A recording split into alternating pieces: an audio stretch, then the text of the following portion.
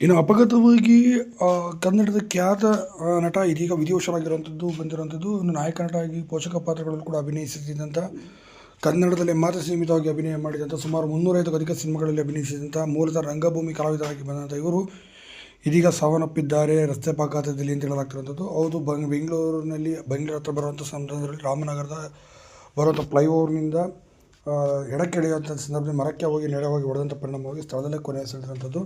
ಹಾಗಾದರೆ ಬೇರೆ ಇವರು ಯಾರೂ ಅಲ್ಲ, ಕರಿಬಸವಯ್ಯ ಅವರು ಕನ್ನಡ ಸಿನಿಮಾ ರಂಗದ ಅದ್ಭುತವಾದಂಥ ಕಲಾವಿದ, ನಟ ಅಂತ ಹೇಳ್ಬೋದು. ಯಾರಿಗೆ ಸಾಲದೆ ಸಂಬಳ, ಚಿತ್ರ, ಮನಸ್ಸಲ್ಲ ನೀನೆ, ಹೀಗೆ ಸಾಕಷ್ಟು ಸಿನಿಮಾಗಳಲ್ಲಿ ಕೂಡ ಇವರು ಅಭಿನಯಿಸಿದರು. ಎಸ್ ನಾರಾಯಣ್ ಆಗಿರ್ಬೋದು, ಶಶಿಕುಮಾರ್, ಮೋಹನ್, ಹೀಗೆ ದೊಡ್ಡ ದೊಡ್ಡ ನಟರೊಂದಿಗೆ ಕೂಡ ಇವರು ಅಭಿನಯ ಮಾಡಿದಂತಹ ಕರಿಬಸವಯ್ಯ ಅವರು ಇದೀಗ ವಿಧಿವಶರಾಗಿರುವಂಥದ್ದು.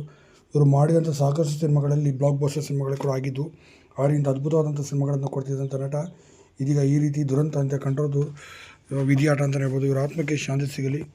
ಕಾಮೆಂಟ್ ಮಾಡಿ.